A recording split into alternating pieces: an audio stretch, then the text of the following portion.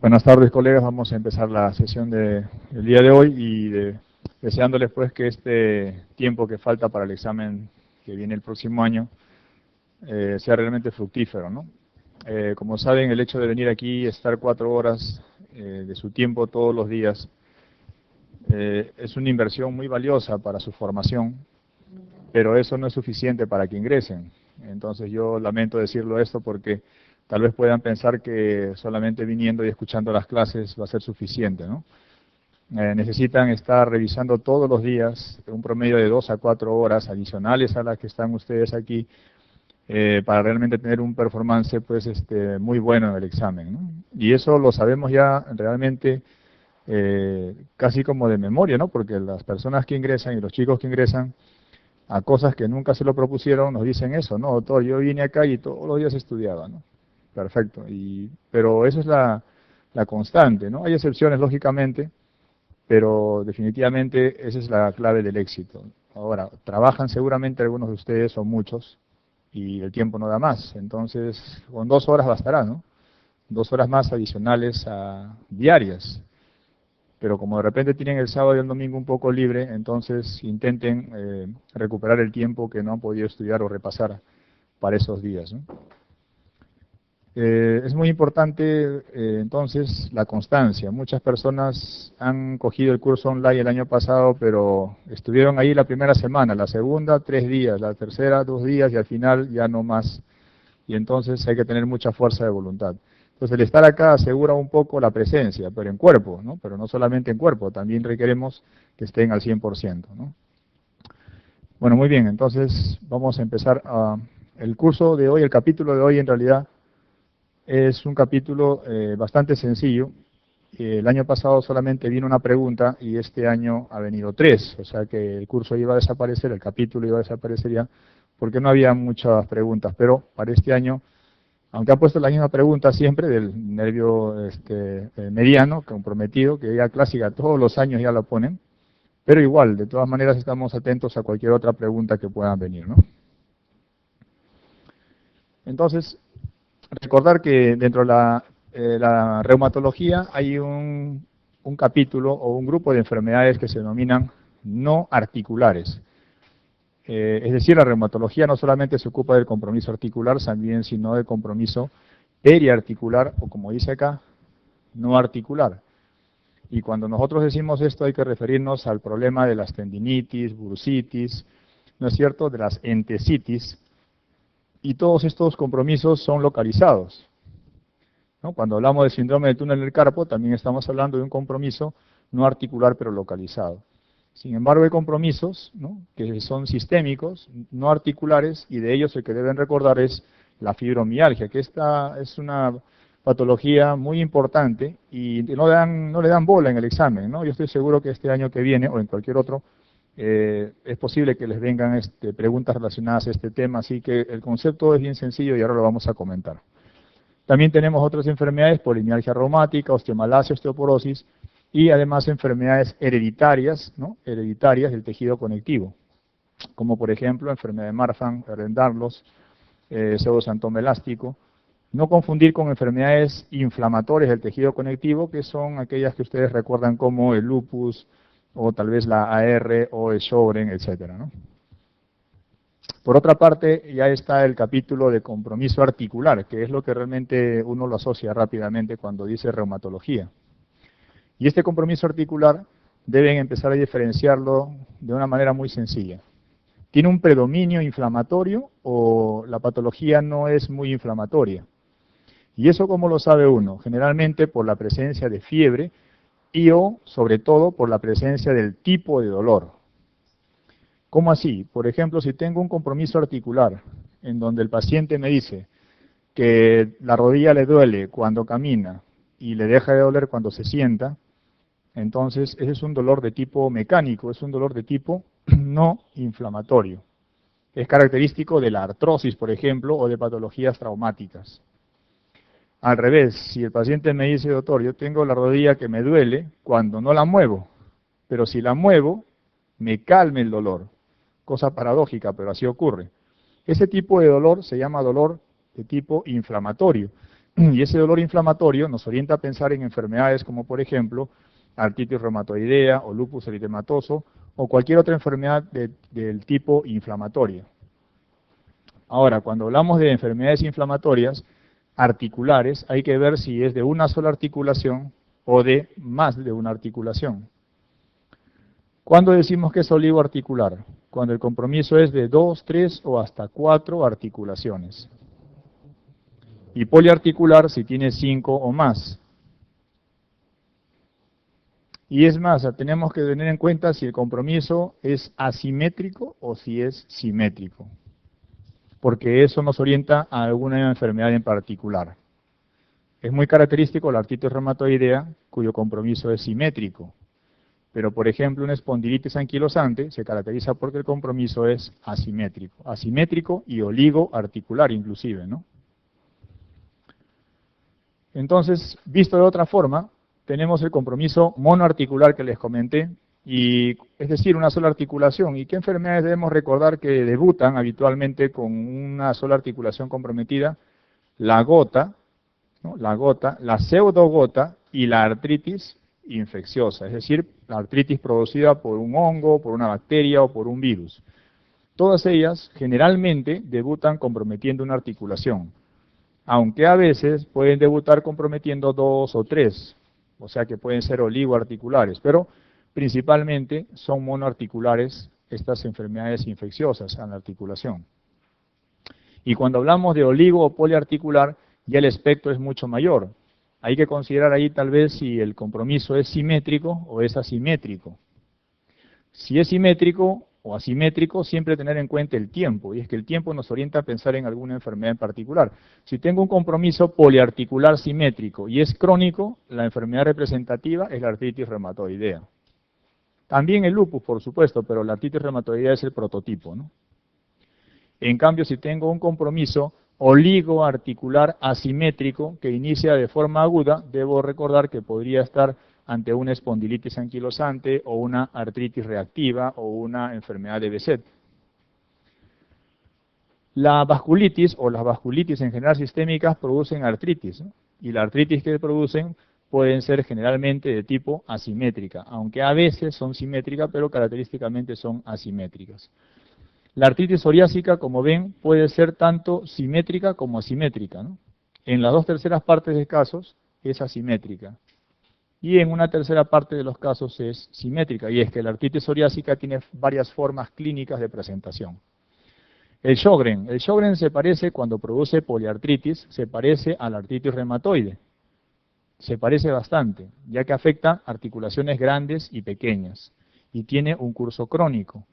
Pero el Sjögren se caracteriza principalmente, como ustedes saben, por disminución de las secreciones, ya sea lagrimales, secreciones de saliva, porque el compromiso principalmente se va a orientar hacia las glándulas exocrinas.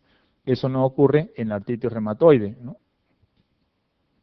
Y así iremos comentando básicamente muchas de las patologías que están aquí, pero la idea es que ustedes vayan orientándose en función a si es mono u oligo poli, si es asimétrica o simétrica, o si es aguda o crónica. Lógicamente, este es un patrón de referencia, no significa que siempre ha de ser así. Por ejemplo, la artritis reumatoidea puede debutar con un cuadro asimétrico o oligoarticular. Es raro, sí, pues es raro, no es lo típico, de ahí que se retarde el diagnóstico. Lo más frecuente es esto, ¿no? Que sea simétrica, crónica y poliarticular, de grandes y pequeñas articulaciones.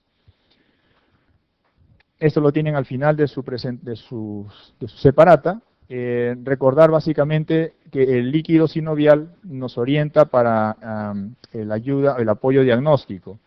Es decir, hay enfermedades que comprometen articulación que van a cambiar las características del líquido sinovial. ¿Cuáles son las características normales? Que el líquido sea transparente, amarillento, que tenga buena viscosidad. La viscosidad de un líquido sinovial normal es alta, y eso se debe a la gran cantidad de mucina. ¿Y la mucina a qué se debe? Al ácido hialurónico. O sea que mientras más ácido hialurónico haya, o en todo caso, mientras haya concentraciones adecuadas de ácido hialurónico, vamos a tener una alta viscosidad, lo cual es normal. La glucosa va a estar en concentraciones semejantes a las concentraciones de la sangre, Y lo característico es que las células que vamos a encontrar no superan los 200 células por milímetro cúbico. Y la mayoría de ellas, por no decir todas, son mononucleares. Va a haber algunos polimorfonucleares, pero menos del 25%. Las proteínas también son normales. Y cuando nosotros encontramos alguna alteración de estas características, hay que ver en cuál de los patrones de alteración del líquido sinovial las vamos a enmarcar. Por ejemplo, la artrosis, ¿no? O un traumatismo, un golpe, tienen característicamente un patrón llamado patrón no inflamatorio, lo cual no significa que sea normal, un patrón no inflamatorio o patrón mecánico. ¿Y esto cómo nos damos cuenta? Bueno, el líquido tiene un color parecido al normal, ¿no? Un poco más de repente rojizo, pero lo que diferencia básicamente el líquido para que sea mecánico es la cantidad de células. Las células ya no son menos de 200, sino son más de 200 y cerca de 3000. O sea que el número de células ha aumentado. Pero ojo, son células que son mononucleares, no son polimorfonucleares principalmente. La viscosidad sigue siendo bastante alta. La glucosa sigue siendo igual. O sea que casi todo es igual en un patrón de líquido mecánico, pero las células aumentan. ¿Qué pasa si ahora tenemos un líquido un poco ya turbio? La viscosidad ya no está alta, sino ha disminuido. Y encima la glucosa empieza a estar un poco baja y las células han aumentado en valores incluso hasta 50.000. Y es más, ahora ya no son a expensas, ¿no?, de mononucleares, sino que los polimorfonucleares han llegado incluso hasta valores de 90%. Todo esto ya nos hace pensar en un tipo de líquido diferente que es el líquido inflamatorio, muy característico del lupus, muy característico de la artritis reumatoide, características de la gota, características del síndrome de Reiter, por ejemplo. Y ya, entonces, este líquido inflamatorio se debe básicamente por enfermedades autoinmunes, sí, por microcristales, así es. Pero ¿podría producirse por algún cuadro infeccioso, por alguna bacteria? La respuesta es sí. Si la bacteria no se caracteriza por producir pus, o sea que no es purulenta, como por ejemplo la tuberculosis, entonces sí, podría producir un patrón de líquido inflamatorio. En cambio, si la bacteria es purulenta, que invade a la articulación, si produce pus, el patrón de líquido va a ser un patrón séptico. ¿Y cómo es un patrón séptico? El patrón séptico es líquido sinovial turbio, completamente turbio, opaco. La viscosidad es muy baja, ¿no? Bastante baja, muy baja. ¿Y las células cómo están? Las células están realmente elevadas, ¿no? Miren ustedes, mucho más de 50.000 inclusive. Tenemos que la glucosa también ha disminuido y los polimorfos nucleares están en más de, si no son todos, es la mayoría, está representada por ellos, ¿no? Las proteínas están muy altas y entonces el ejemplo más característico que debemos recordar de un patrón séptico es el Staphylococcus aureus, es una bacteria piógena, purulenta. Ahora,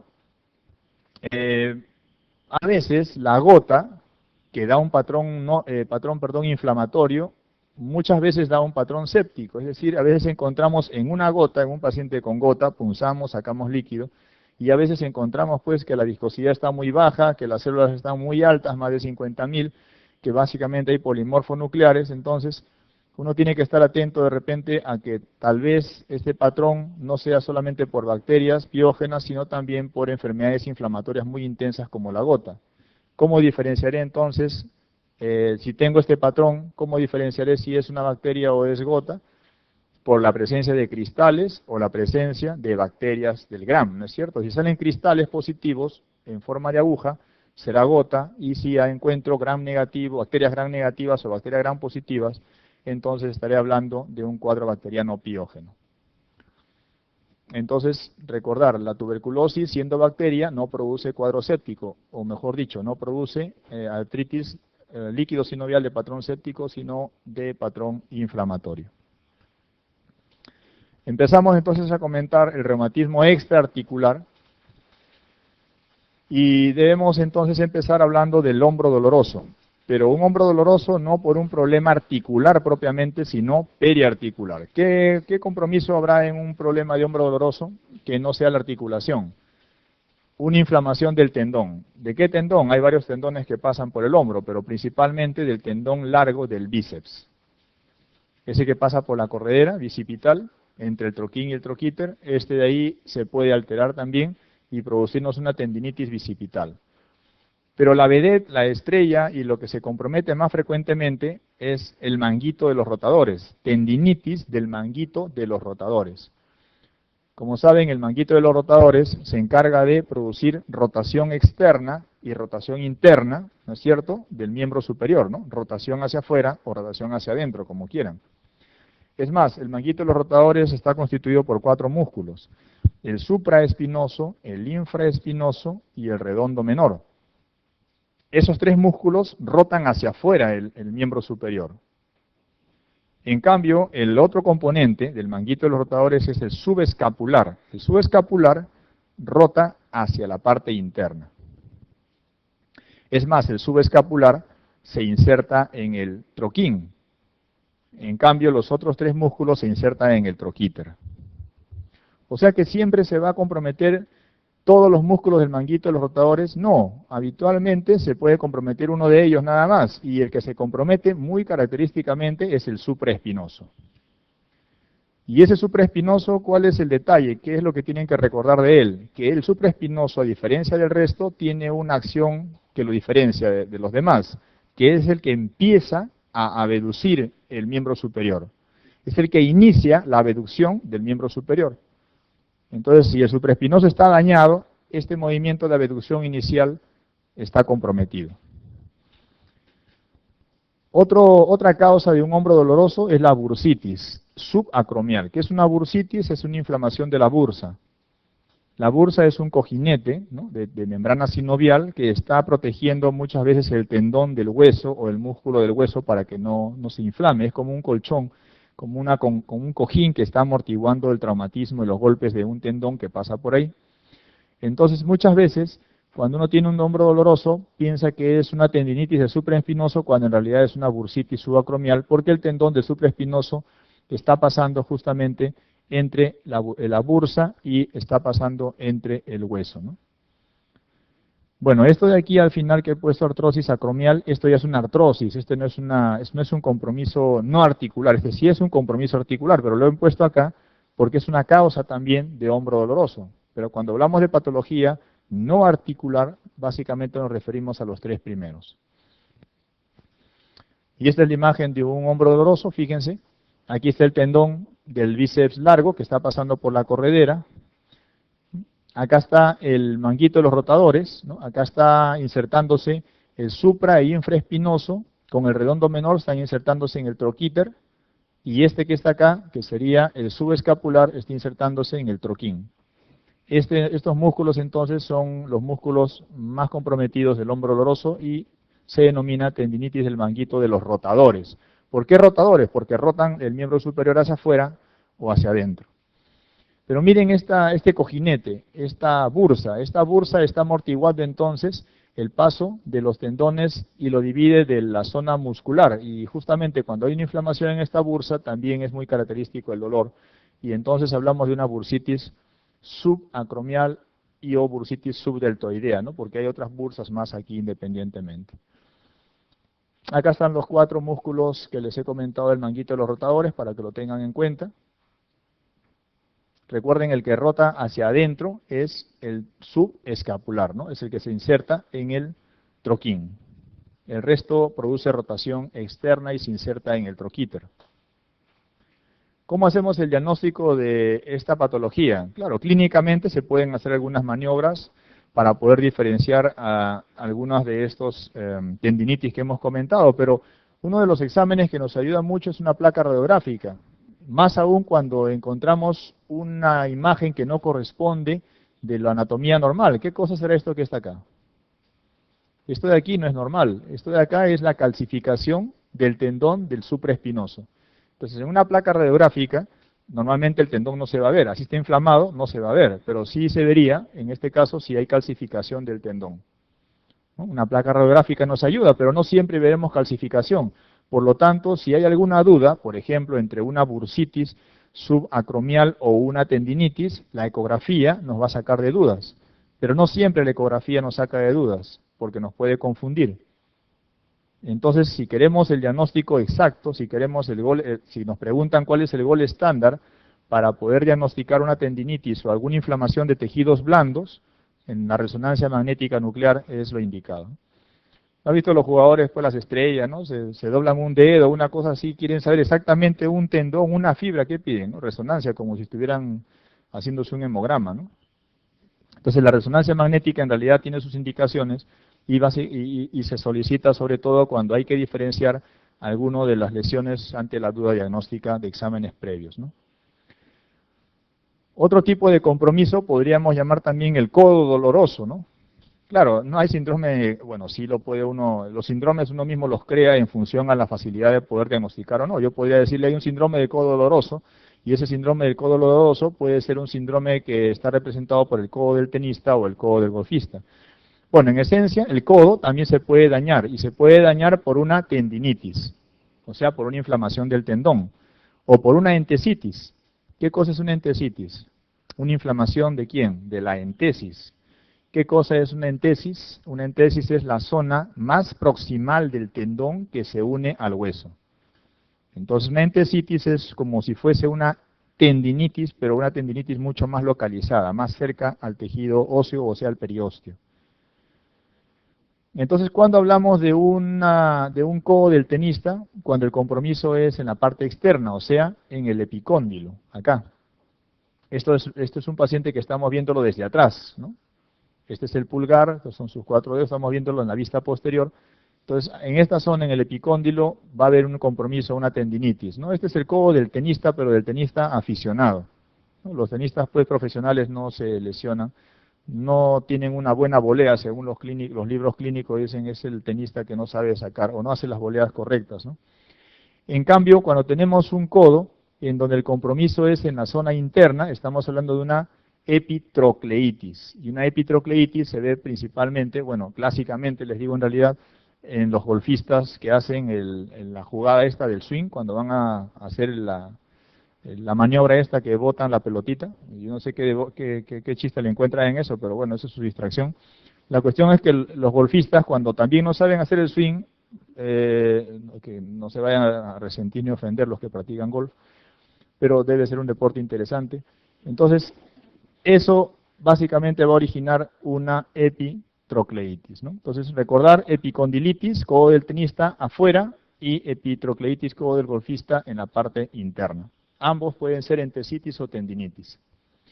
Pero los tendones también a veces se afectan porque la vaina que los recubre, que es una vaina sinovial, que les permite desplazarse fácilmente, esa vaina a veces los aprieta y no los dejan desplazarse. Entonces estamos hablando de una tenosinovitis estenosante, como por ejemplo la que tenemos en este paciente. Miren esta mano, el paciente se le ha dicho que haga puño y luego se le dice que estire otra vez los dedos. Y ha quedado en esta posición que no es una posición obscena necesariamente, sino que el paciente no puede estirar la mano, no puede estirar los dedos. Miren, el dedo medio ha quedado atracado acá y el cuarto dedo no lo puede estirar. Claro, lo podría estirar porque con la otra mano lo ayuda, pero solo no porque se ha atracado. ¿Y por qué se ha atracado? Porque se ha, digamos, se ha fibrosado la vaina, ¿no? La vaina que recubre los tendones flexores, ¿no? De los dedos de la mano. En este caso es probable que haya sido, ha sido el tercer y cuarto dedo. Entonces ha habido un atrapamiento, ¿no? De los tendones por la membrana, o por, le llamamos así, vaina sinovial, ¿no? La vaina sinovial los ha atrapado. ¿Y esto cómo se llama? Esto tiene un nombre, se llama dedo en gatillo, ¿no? Entonces, el dedo en gatillo es una tenosinovitis estenosante, es un tipo de tenosinovitis estenosante, muy frecuente en las personas que utilizan mucho la mano, que están abriendo y cerrando la mano. Esta es otra tenosinovitis diferente, estenosante, se llama de Dequervain, tenosinovitis de Dequervain. Es frecuente en aquellas personas que utilizan mucho el dedo pulgar, ¿no? En los contadores de dinero, o los que utilizan mucho el dedo pulgar, en aquellas mujeres también embarazadas se puede presentar este tipo de patología. Y el compromiso aquí es de dos tendones, ¿no? Del aductor largo del pulgar y del extensor corto del pulgar. Estos dos tendones se comprometen y van a formar este tipo de compromiso de tendones, ¿no? Claro, uno toca el tendón y lo estira y produce dolor. Pero hay un signo muy característico en la tenosinovitis de Kervain que nos orienta su diagnóstico. ¿Cuál es? El signo de Filkenstein, ¿no es cierto? ¿Cómo es el signo de Filkenstein? Le decimos al paciente que haga esta maniobra. Miren, que el dedo pulgar sea atrapado por los dedos de la mano, por los otros dedos de la mano. Y una vez que el paciente está así, hacemos esta maniobra, ¿no? Hiperextendemos. Claro, y al hiperextender vamos a aumentar la sensibilidad en el tendón que está estenosado y producimos dolor. Signo de Filkenstein positivo, ¿no? Signo de Filkenstein positivo. Otro compromiso no del tendón, sino de la membrana que reviste el tendón es el ganglión. ¿Qué es el ganglión? No es un ganglio grande, ¿no? No es un ganglio linfático como pueden suponer o han supuesto de repente, sino que el ganglión es una tumoración. ¿Una tumoración de quién? De la vaina tendinosa, esa vaina que recubre a los tendones, va a dilatarse y va a formar un quiste y está lleno de líquido sinovial. Entonces, ¿qué pasa? Los pacientes vienen diciendo, doctor, esto siempre me sale. Yo le pongo aquí una moneda y luego lo golpeo con un martillo y desaparece. Seguro que lo han escuchado. Y después aparece otra vez, pero en otro lugar o en el mismo sitio. Entonces, este ganglión puede ser recidivante. Entonces, en algunos casos se aspira la secreción, pero luego aparece otra vez. Es por ese motivo que el mejor tratamiento para estos casos es quirúrgico. Entonces, el ganglión, recordar, es una tumoración quística de la vaina tendinosa. Sí, pero aparte de la vaina tendinosa, también podría tratarse de una tumoración quística dependiente de la cápsula articular. O sea que el ganglión puede aparecer de la vaina tendinosa o de la cápsula articular. Es como una dilatación de la vaina o del saco capsular, ¿no? Y esto es lo que siempre preguntan en el capítulo de reumatología. Nervios que han sido atrapados por algún proceso inflamatorio, justo por una zona muy estrecha. Se llama esto neuropatías por atrapamiento. Y el ejemplo característico es el síndrome del túnel carpiano o del canal carpiano. El paciente viene diciendo, o la paciente, porque es más frecuente en mujeres, que tiene adormecimiento o parestesias o dolor en el primero, segundo, tercero y la mitad interna del cuarto dedo. Y eso ocurre por una compresión del nervio mediano en el canal carpiano, ¿no? A nivel de la muñeca. Acá está el nervio mediano y hay una compresión. Las causas son múltiples. Las causas pueden ser desde traumáticas, pueden ser desde metabólicas, inflamatorias. Una amiloidosis puede causar síndrome de túnel carpiano. La secretaria que está digitando todos los días por irritación e inflamación también. La diabetes mellitus también. Entonces fíjense que en realidad esto es multifactorial. Ahora, ¿qué pasa si el paciente viene y dice, tengo adormecimiento de la mitad del cuarto dedo, la mitad externa y del quinto dedo? Entonces ya no estamos ante una lesión del mediano, sino estamos ante una lesión del nervio cubital. Y el compromiso que vamos a tener que pensar rápidamente es a diferentes niveles, pero principalmente recordar el canal de Guyon. Acá está el nervio el nervio cubital, perdón, y el canal de Guyon, que está formado por el gancho del hueso ganchoso. Este canal de Guyon entonces aloja al nervio cubital y también puede ser objeto de atrapamiento y este atrapamiento causa este tipo de neuropatía.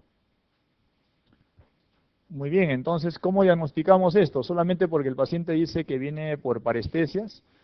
Bueno, hay métodos más exactos que nos permiten el diagnóstico. Por ejemplo, el signo de Fallen, que es el signo de la plegaria invertida, ¿no? Hacemos que el paciente durante un minuto haga esta posición. Y si después de un minuto siente un adormecimiento en el primero, segundo y tercer dedo y la mitad del cuarto, estamos ante un síndrome del túnel del carpo, compromiso del mediano. Puede serlo también de la otra forma, ¿no? Pero acá está en la plegaria invertida. Pero ¿qué pasa también si yo comienzo a percutir en la parte anterior de la muñeca? Ya sea con el dedo o con un martillo de forma solamente, ¿no?, un poco intensa. Esto le puede causar dolor, le puede despertar dolor o una corriente eléctrica en el primero, segundo y tercer dedo. Este signo es el signo de Tinel. El signo de Tinel es más específico que el signo de Fallen para el diagnóstico del síndrome del túnel carpiano.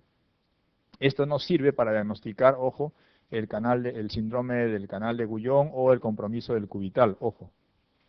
¿Cuál es el otro nombre del nervio cubital? ulnar, ¿no es cierto? El nervio ulnar. No voy a hacer que les pregunten, ¿no? El nervio que pasa por el canal de Gullón y les ponen pues el ulnar y no lo saben reconocer. Bueno, en anatomía hay diferentes sinónimos, pero recuerden este cubital llamado también ulnar. Entonces, ¿cuál es el gol estándar del síndrome del túnel carpiano? ¿Cómo sabemos fehacientemente que el compromiso es del nervio mediano y no de otro nervio? ¿Cómo se llama ese examen donde les ponen muchas agujitas a los pacientes? Electromiografía, ¿no es cierto? La electromiografía es el diagnóstico gol estándar, es el examen más exacto, más específico para hacer un diagnóstico de compromiso del nervio mediano. Pero clínicamente han visto que también se puede hacer, es sencillo, ¿no?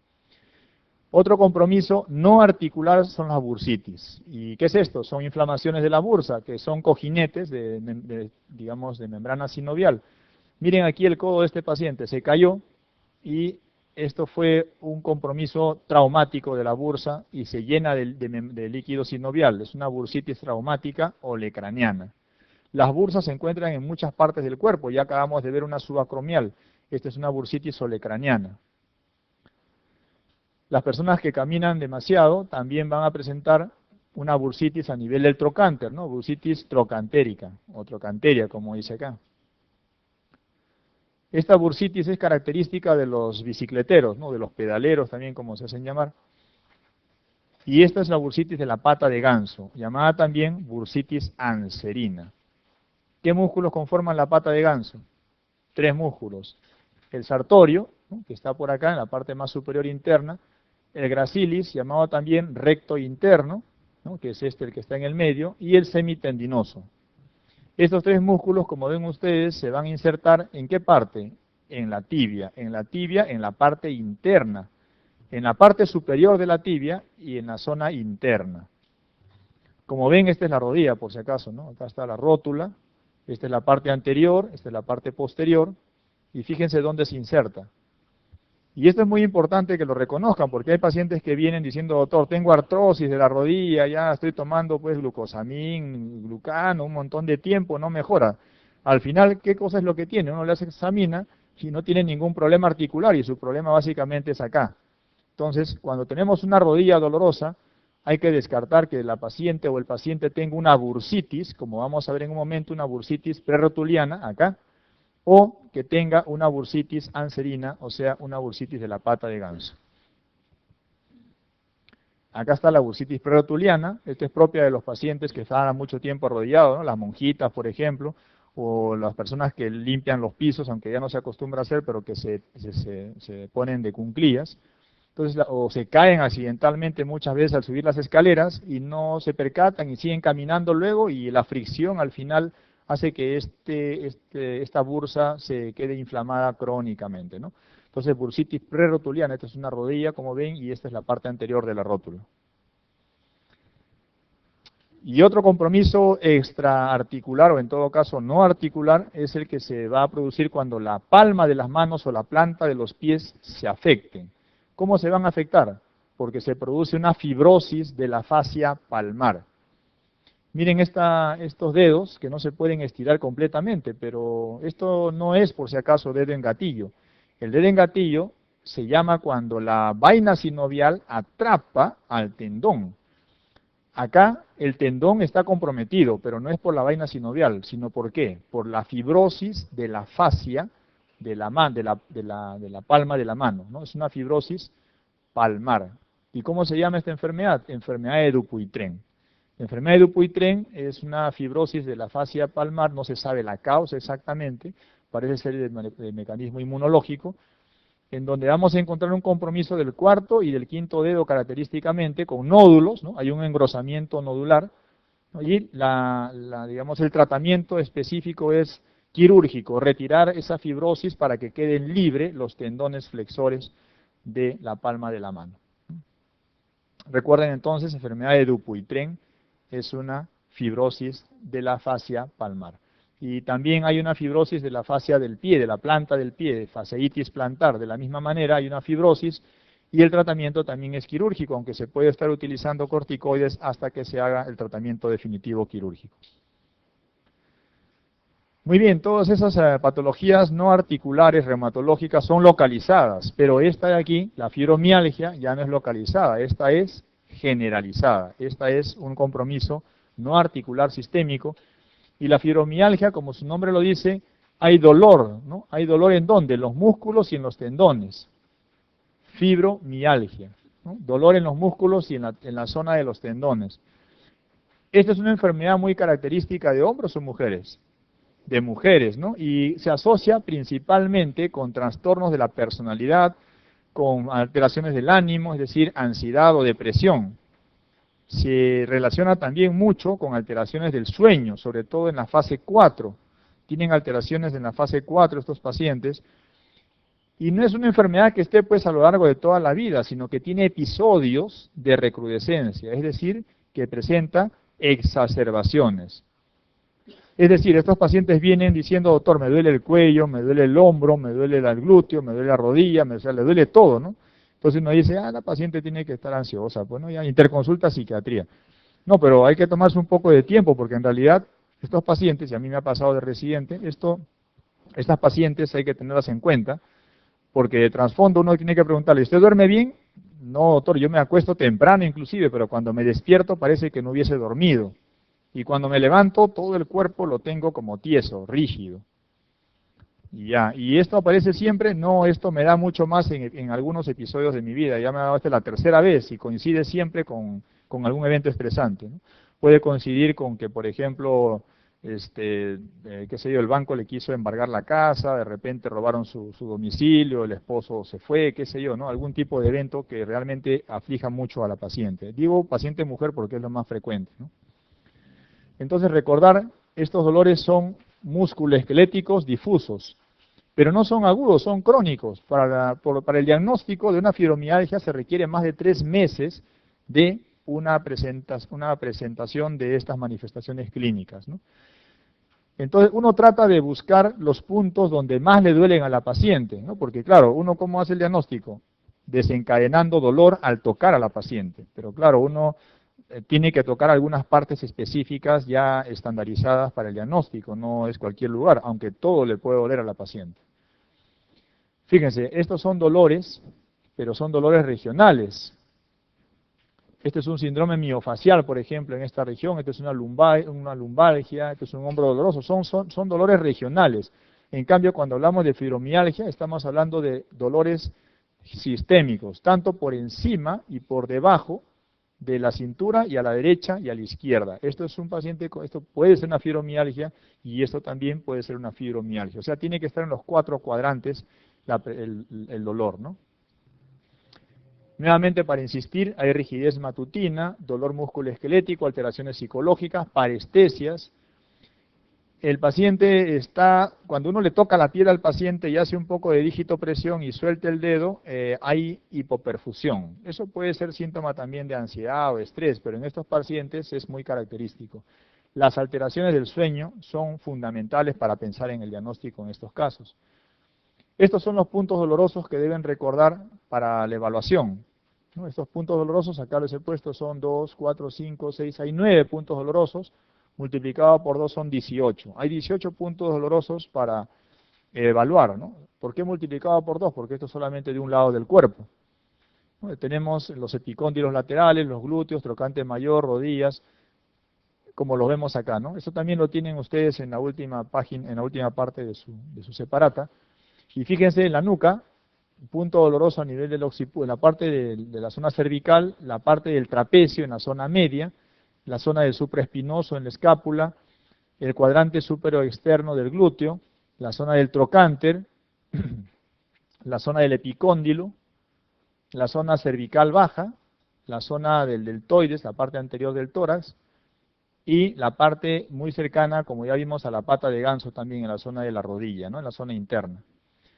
Entonces, claro, uno cuando aprieta, ahora háganse una idea, intenten apretar a estas zonas, de seguro que van a causar dolor. Entonces, ¿hasta cuánto hay que apretar para saber si el dolor es patológico o es porque se me pasó la mano apretando? Es que la idea es saber entonces que hay que hacerlo ejerciendo una fuerza de 4 kilogramos. ¿Ustedes saben apretar con 4 kilogramos? No, no es cierto. Entonces, para esto también entonces hay que, digamos, adiestrarse, ¿no? Los reumatólogos tienen ya experiencia en esto y ellos practican pues con unas muñecas. Y alguna vez estuve también en un taller, ponían una muñeca y uno tenía que ir a apretar hasta que la muñeca grite, ¿no? Entonces uno ya va a ir, iba chequeando y midiendo la fuerza para saber cuánto hace de fuerza y desarrollar 4 kilogramos, ¿no? Entonces los puntos dolorosos, como hemos mencionado, son muy importantes para el diagnóstico. Ok, ¿y tienen que ver los 18 puntos dolorosos? ¿Tiene que estar los 18? No, basta solamente con 11 puntos dolorosos, ¿no? Entonces, el diagnóstico de la fibromialgia, los criterios diagnósticos están básicamente referidos a dos esferas. El número de puntos, bueno, esto es lo convencional porque hay otras clasificaciones también. La presencia de 11 de los 18 puntos, ¿no?, más el hecho de que se encuentre 3 meses en el tiempo de permanencia de estos dolores.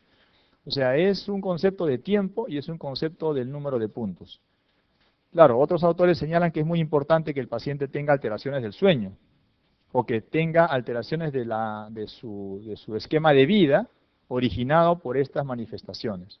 Bueno, pero en general lo que más han preguntado son estos conceptos, el tiempo y el número de puntos dolorosos que les he mencionado.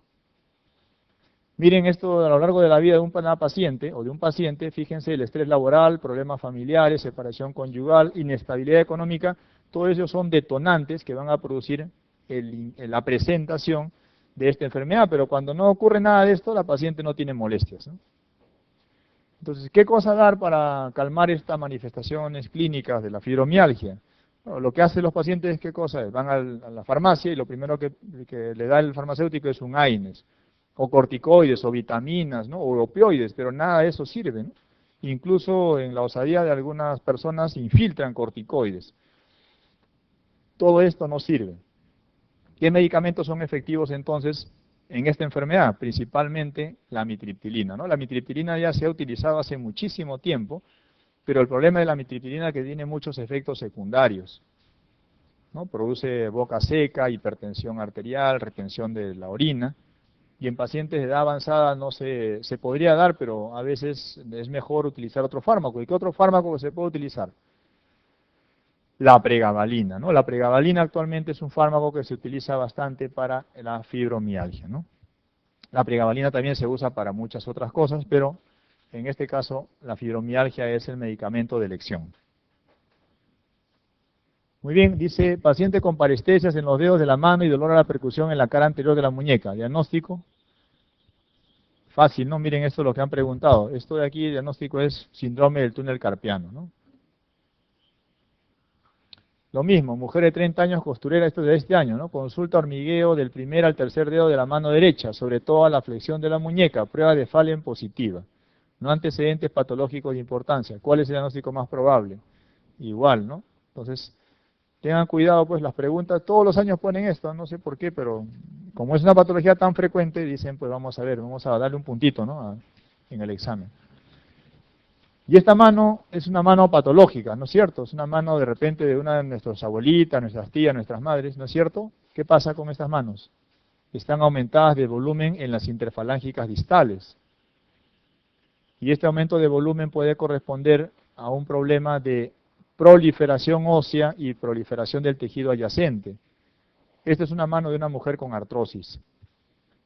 Y la artrosis es una enfermedad degenerativa de las articulaciones. ¿Y por qué solamente se ha comprometido las interfalángicas distales? Tendría que comprometerse todo.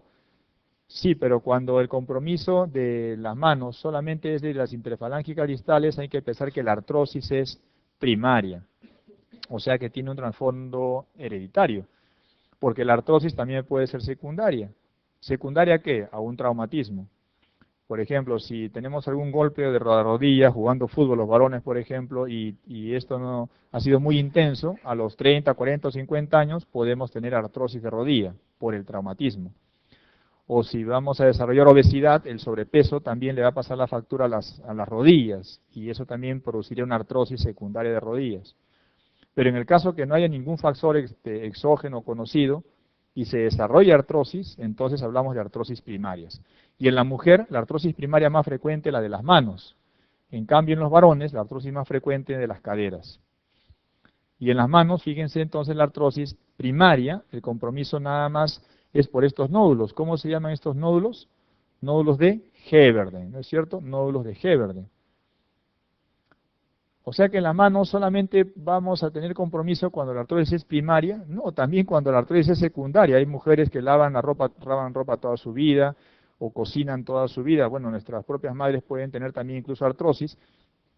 Pero cuando la artrosis es secundaria a la sobreutilización, generalmente también vamos a encontrar otros nódulos que van a estar en la zona de las interfalángicas proximales. Esos nódulos son los nódulos de Bouchard. Entonces, si encontramos nódulos de Bouchard y nódulos de Heberden, y además otro compromiso adicional en las muñecas, por ejemplo, ya tendremos que pensar un poco más en una artrosis secundaria. Entonces, artrosis, llamado también osteoartrosis o osteoartritis, ¿no es cierto? O artropatía degenerativa. Miren cuántos nombres más tiene como sinónimo la artrosis. Es una enfermedad degenerativa. ¿Degenerativa de quién? ¿Quién inicia el problema en esta enfermedad? ¿Lo inicia la membrana sinovial? ¿Lo inicia el hueso? No, lo inicia el cartílago. El cartílago es el que empieza a presentar problemas. Comienza a hincharse, comienza a disminuir los proteínglicanos, se llena de agua el cartílago, se raja, se destruye, y el cartílago entonces, como ustedes saben, protege al hueso, para que no haya fricción entre hueso y hueso de una articulación, pero como ya el cartílago no va a encontrarse, la inflamación que esto también origina va a la larga a destruir la articulación. O sea que en la artrosis toda la articulación se compromete, incluyendo los tejidos periféricos. Pero ¿dónde se origina el problema? En el cartílago. Luego el cartílago ya destruye la membrana sinovial, el hueso y las zonas periféricas. Entonces, para el desarrollo de artrosis, hay mecanismos inmunológicos, pero no se considera una enfermedad inflamatoria propiamente. La interleuquina 1 y el factor de necrosis tumoral alfa son las dos moléculas más importantes que deben recordar dentro del proceso de la patogenia de artrosis. Y esta patogenia puede ser primaria, como ya les dije, es decir, por herencia, pero pueden ser por alteraciones, una displasia de cadera, de repente una pierna más grande que la otra, y entonces el peso se va a apoyar más en una cadera que en la otra, y entonces se desarrolla una artrosis en esa cadera que soporta más peso. O puede ser que las rodillas se comprometan por un exceso de peso, por obesidad, ¿no? por sobrepeso. Cuando hay sobrepeso, las rodillas son las articulaciones que se comprometen más. La edad es algo que no se puede modificar, ¿no? La edad es el factor de riesgo, digamos, natural para producir artrosis. Si todos llegamos a los 60, 70, 80, de seguro que vamos a hacer artrosis, ¿no? Y los traumas, ¿no? Los golpes o los traumatismos, fíjense, salud, son los elementos que van a producir, ¿no es cierto?, también un desarrollo de artrosis. Pues todos estos elementos van a producir artrosis secundaria, excepto la herencia, que se representa como una artrosis primaria. Entonces, causas primarias, causas secundarias, la edad está en función a la artrosis primaria, y la causa secundaria, lo más frecuente, es la obesidad, ¿no? Entonces, la obesidad debe corregirse lo más pronto posible ante la evidencia de daño de las rodillas. Pero miren, los traumatismos, enfermedades metabólicas, ¿no? Por ejemplo, la acromegalia, la diabetes, también pueden conducir a una artrosis secundaria. En la anatomía patológica, ya les dije, ¿no? Se va a llenar de agua el cartílago, los proteoglicanos disminuyen, el cartílago se reblandece y entonces comienza a inflamarse el hueso que está por debajo del cartílago. Se remodela este hueso y comienza a producirse un nuevo hueso, pero es un hueso anómalo, un hueso que va a tener una forma llamada picos de loro o osteofitos. Y el hueso comienza a esclerosarse, eso se denomina esclerosis ósea. Estos son los hallazgos evolutivos más importantes de una artrosis y hay que tenerlo en cuenta, ¿no? Miren, este es un cartílago que se ha fracturado, ¿no? Se ha fracturado el cartílago y a partir de aquí comienza el fenómeno de destrucción de todo el cartílago en general. Este es un corte histopatológico, el hueso, todo lo de azul que está acá, ¿qué cosa es? Es cartílago, ¿no? Pero miren aquí, acá falta cartílago, acá no hay mucho, y acá también no hay cartílago. Acá en esta región, fíjense, tampoco hay cartílago. ¿Qué es esto que está acá? Es un osteofito, ¿no es cierto? Este es un hueso que se ha neoformado. Entonces, fíjense, la artrosis se caracteriza primero por destrucción del cartílago, pero ya luego por compromiso del hueso y del tejido adyacente. Al final, la artrosis puede originar fusión entre el hueso que está acá y el hueso que está acá, o sea, puede presentarse anquilosis. El paciente con artrosis, ¿por qué viene a la consulta? Viene por dolor y por incapacidad de poder movilizar las articulaciones. ¿Y cómo hacemos el diagnóstico? Por dolor, sí, por dolor, pero en realidad ahorita vamos a describir qué tipo de dolor es el que hay en la artrosis. ¿Es un dolor mecánico o un dolor inflamatorio? Es mecánico. ¿Por qué es mecánico? Porque en artrosis la articulación va a doler al movimiento. En cambio, cuando el paciente se sienta y no mueve la articulación, el dolor calma. Ese tipo de dolor se llama dolor de tipo mecánico. Y es característico la rigidez o entumecimiento de las manos, ¿no es cierto? Los pacientes dicen, doctor, cuando me levanto en la mañana tengo las manos entumecidas. Después de 20, 30 minutos de hacer ejercicio, recién se destuercen las manos. Eso es característico de la artrosis de las manos. Si es de la rodilla, el entumecimiento será de la rodilla.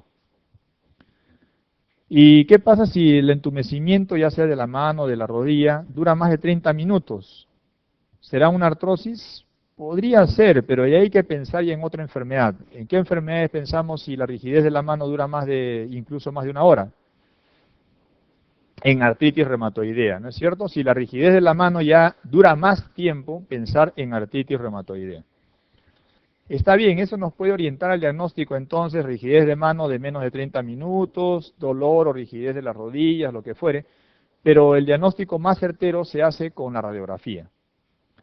Entonces, la artrosis, para ser diagnosticada, necesita de radiografía. ¿Y en la radiografía qué vamos a encontrar? Como ya no hay cartílago, el cartílago va disminuyendo, se compromete, entonces el hueso o los huesos de la articulación se van a empezar a juntar unos con otros. Miren acá, por ejemplo, ¿no? Eso lo vamos a ver mejor en una radiografía, pero este es esquemático. Acá los dos huesos se han juntado mucho. ¿Por qué se han juntado mucho? Porque ya no hay cartílago. El cartílago está acá, en esta parte que no se ve. El cartílago no se ve en una placa radiográfica. Normalmente, cuando nosotros tomamos una placa radiográfica, lo que vemos son los huesos. Los cartílagos son invisibles, no se ven. Salvo que estén calcificados, ahí se ven los cartílagos.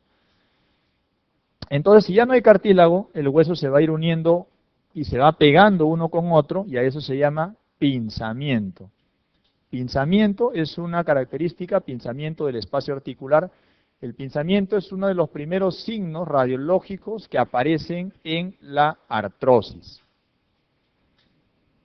Y como hay un fenómeno inflamatorio, el hueso comienza a esclerosarse. ¿Qué hueso? El hueso que está por debajo del cartílago.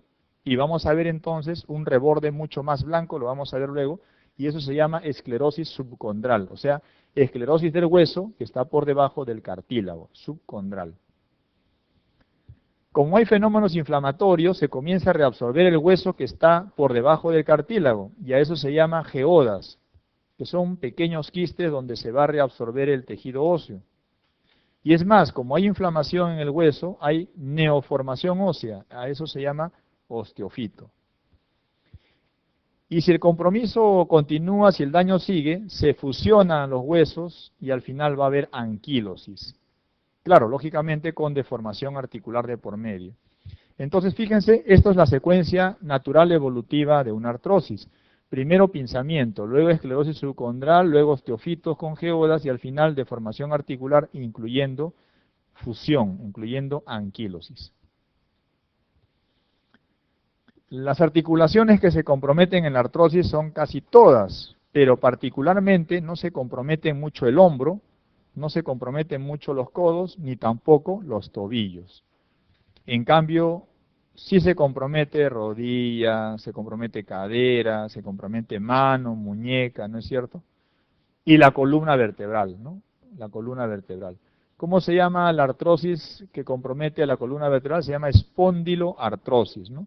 Si yo quiero referirme a la artrosis de la columna vertebral, llamaré a eso espondiloartrosis, y las zonas que más frecuentemente se comprometen son la zona lumbar y la zona cervical. Cuando hay más de 3 lugares comprometidos por artrosis, decimos que hay una artrosis generalizada. Nuevamente la mano, para que la recuerden, ¿no? Esos son los nódulos de Heberden. Y fíjense qué ha pasado acá. Miren este dedo de acá, miren esta interfalángica proximal, ya casi se ha fusionado, los dos huesos se han fusionado, hay una anquilosis. Acá también, pero acá hay un pinzamiento. Y miren este reborde, ¿no? Acá se ve mucho más, miren, acá se ve un reborde blanquecino. ¿Cómo se llama esto? Se llama esclerosis subcondral. Y acá también se ven unas imágenes, ¿dónde se ve mejor acá? Unas imágenes en forma de huequitos, ¿no? De quistes pequeños, son las geodas. Es que hay reabsorción a este nivel. Entonces, acá también se ve reborde, ¿no? Esclerosis subcondral. Acá se ve mucho mejor, esclerosis subcondral, pero acá ya hay casi fusión. Entonces, esclerosis subcondral, ¿no? Vamos a tener también picos del oro. Sí, acá hay, miren, un pico del oro, ¿no? Un pico del oro. Entonces, recordar que al final la etapa evolutiva de una artrosis es anquilosis, si es que no se llega a tiempo. Este es otro tipo de artrosis, ¿no? Básicamente la articulación trapecio metacarpiana, ¿no? Se llama también rizoartrosis. Y esto ya es una artrosis de la cadera muy avanzada, esto de acá es una anquilosis, ¿no? Propiamente, si hay un paciente que viene y encontramos una artrosis de la cadera y no tiene un factor de riesgo, o sea, no tiene obesidad, no ha tenido traumatismos, hay que pensar que la artrosis es primaria, ¿no? Artrosis de cadera, artrosis primaria. Y esta es la espondiloartrosis. En la columna vertebral es muy característico entonces la presencia de ¿qué? De picos del oro. Estos son los picos del oro. Los picos del oro que son neoformaciones de hueso. No confundir con los sindesmofitos. Como vamos a ver luego, los sindesmofitos son otro tipo de formaciones diferentes. Repito, esto se llama sindesmofito. No confundir con los, perdón, osteofito, osteolapsus, osteofito, yo me he confundido. No confundir con los sindesmofitos. Igual acá, ¿no? Fíjense, esta es la columna cervical. Y miren acá también otro pico del oro, ¿no? Otro osteofito. Entonces, esta es una rodilla con artrosis. Y la rodilla puede tener varias zonas de artrosis. Hay un compartimiento fémoro-tibial, que es el de acá interno, que es el que está produciéndose la artrosis mucho más marcada. Pero también puede haber un compromiso entre el fémur y la rótula. Se llama compartimiento fémoro-rotuliano. También es otra zona donde puede haber artrosis. Entonces, esta es una artrosis de la rodilla, o sea, gonartrosis, así se llama la artrosis de rodilla, gonartrosis. Y recuerden que las artrosis presentan dolor mecánico. ¿Qué es un dolor mecánico? Que cede al reposo y aumenta con el movimiento. La artrosis no siempre causa dolor, sino que en episodios produce más dolor que en otros momentos. Las personas vienen diciendo, doctor, he estado caminando más de la cuenta y me duele las rodillas. Perfecto, tiene su artrosis de base, no muy avanzada, pero cuando camina mucho se exacerba. Y se puede exacerbar tanto que puede producir derrame. ¿Y cómo sabemos que es una artrosis? Porque hincamos, sacamos el líquido, evaluamos el líquido, ¿y qué patrón va a salir en una artrosis el líquido? ¿Inflamatorio? ¿Séptico? No, sale un patrón no inflamatorio, llamado también patrón mecánico, ¿no?